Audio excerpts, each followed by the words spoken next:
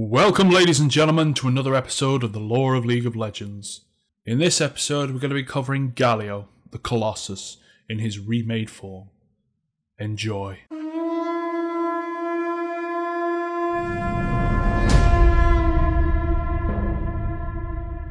Outside the gleaming city of Demacia, the stone Colossus Galio keeps vigilant watch. Built as a bulwark against enemy mages, he often stands motionless for decades until the presence of powerful magic stirs him to life. Once activated, Galio makes the most of his time, savouring the thrill of a fight and the rare honour of defending his countrymen. But his triumphs are always bittersweet, for the magic he destroys is also his source of reanimation, and each victory leaves him dormant once again. Galio's inception began in the aftermath of the Rune Wars, when refugees across the lands fled from the destructive power of magic. Some say that in the west of Valoran, a band of these displaced people were pursued by a vicious band of dark mages. Exhausted from days without rest, the refugees hid among the shadows of an ancient petrified forest. The sorcerers that pursued them suddenly found their magic to be ineffective in the strange woods. It seemed the fossilized trees were a natural magic dampener, and any sorcery used within them would simply fizzle upon casting. No longer helpless, the refugees turned their swords on the dark mages and drove them from the land. Some decided that this sanctuary from magic was a gift from the gods, others saw it as a fair reward for their terrible journey, but all agreed that this should be their new home. As years passed, the settlers crafted items of protection from the enchanted wood. Eventually they found it could be mixed with ash and lime to make petricite, a material with a powerful resistance to magic. It would be the foundation for their new civilization, forming the walls of the new kingdom of Demacia. For years these petricite banners were all the Demacians needed to feel secure from the threat of magic within the borders of their homeland. In the rare event that they needed to settle a conflict abroad, their military proved fierce and formidable. But when their enemies employed sorcery, Demacia's roaming army had little to counter it. The elders of the kingdom decided that, somehow, they needed to take the security of their magic-dampening walls into battle. They commissioned the sculptor Durand to fashion some manner of petricite shield for the military, and 2 years later the artist unveiled his masterpiece. While it was not what many were expecting, the great winged statue Galio would become vital to the defence of the nation, also serving as a symbol of Demacia's might across Runeterra. Each time the army was deployed to face a magical threat, they would mobilise Galio.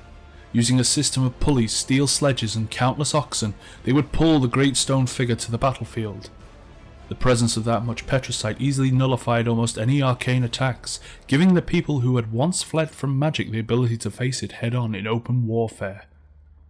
Many would-be invaders were paralysed by the very sight of the awe-inspiring figure that loomed above the trees before them. The titan who ate magic inspired a kingdom, and terrified those who opposed it. All the while, none thought to consider what exposing the statue to such untold amounts of arcane energy might do. The strange effect of those magics would alter the course of history. Demacia had been mired in a grueling battle with the Noxian forces in the Greenfang Mountains of northern Valoran. Unbeknownst to the Demacians, Noxus had assembled an elite group of war mages known as the Arcane Fist. As the invading ground forces pinned the Demacians in a great veil, the Arcane Fist bombarded them with crackling bolts of raw mystical power. To the Demacians' shock, the projectiles tore through Galio's anti-magical field. For 13 days the Demacian army was pounded by their foes, and those who survived felt their morale evaporating by the hour. Just when their spirits could be brought no lower, they heard an all too familiar thunder of arcane explosions tearing through their ranks. But this time, the explosions were followed by a new sound. A slow, deafening rumble shook the veil, as if two mountains were grinding against each other. As a great shadow grew above them, the terrified Demacian troops shuddered, steeling themselves for death. "Shall we fight?" bellowed a deep voice from above. To the Demacians' astonishment, the sound came from the towering Colossus at their backs. Galio was moving and speaking entirely on his own. Somehow the accumulation of absorbed magic had given him life. The stunned onlookers gaped at the Titan, struggling to make sense of what they were seeing. Before they could comprehend it, another blazing projectile descended toward the Demacian camp on the perfect trajectory to wipe out the few remaining soldiers. Galio threw himself in front of the troops, shielding them and absorbing the attack with his massive stone frame. Galio turned toward the source of the projectile and spotted 5 tiny humans on the slopes of the neighbouring mountain. "Enemy mages! Let us make violence!" shouted the Colossus. As he bounded up the mountainside, the Noxians focused all their efforts into the concentrated funnel of arcane energy that would have melted almost any stone in Valoran. But as the funnel dissipated, the mages saw that the Titan remained standing, eyes closed and glowing warmly, as if he was drinking in the offending magic. Then, with an almost youthful enthusiasm, Galio continued up the slopes and squashed the arcane fist into the craggy soil. As the remaining Noxian forces fled, the surviving Demacians erupted with cheers of victory. They were eager to thank the petrified sentinel that had saved their lives, but as quickly as he had come to life, the fearsome protector had ceased moving, returning to the same pose he'd always held up on his pedestal. Back home, the bizarre tale of the living Colossus was told in hushed tones by the few who had survived the Battle of the Green Fangs, but it was always received with silent incredulity, as one would the tales of a madman. Eventually, those who had witnessed the animation of Galio simply stopped talking about it, out of fear their sanity would be questioned. It became mere legend, perhaps an allegory invented in ancient days to help people through hard times. No one from the 4 corners of the kingdom would have believed that the Colossus continued to see all that transpired around him. Even while immobile, he maintained his consciousness, longing to experience the visceral sensation of battle once again.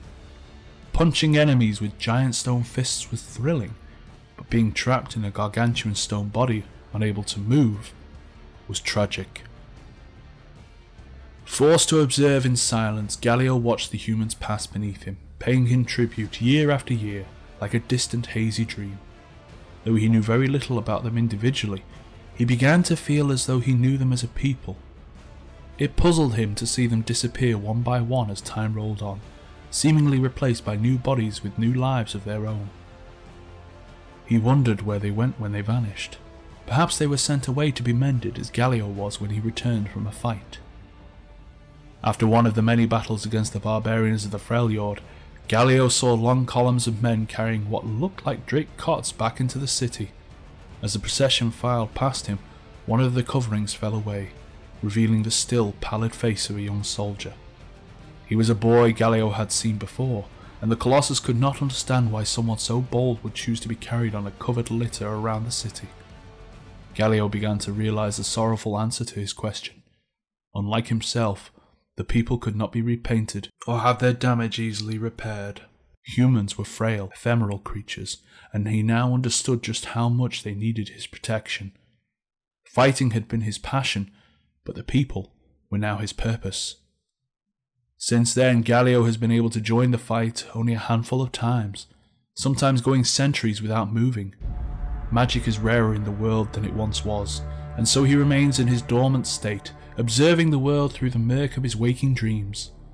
The giant statue's greatest hope is to be blessed by a magic so powerful that he will never be forced to sleep again.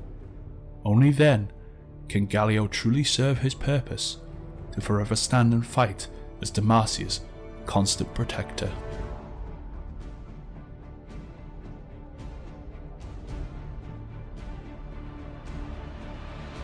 And that's all I've got for you this time around. Let me know what you thought of the video by hitting that like button and leaving your feedback in the comments section below. Don't forget, every other champion has been covered so far, and there are more champions on the way that need to be redone due to updates in the lore. Thanks for watching everyone, and as always, I'll see you next time.